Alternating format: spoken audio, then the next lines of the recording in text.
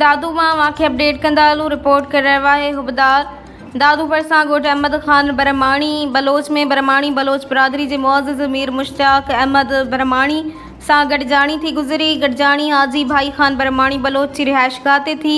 ॻोठाणनि आफ़ताब अहमद बरमाणी डॉक्टर बासित बरमाणी बलोच ऐं ॿियनि पारां पंहिंजी बिरादरीअ जे मुअज़्ज़िज़नि मथां गुलनि जी वर्खा करे दुहिल शनाइनि सां शानदार इस्तक़बाल कयो वियो।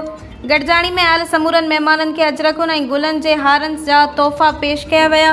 ॻोठाणनि पारां ॻोठ जा अहम बुनियादी मसइला हल निकिरण जूं शिकायतूं कयूं।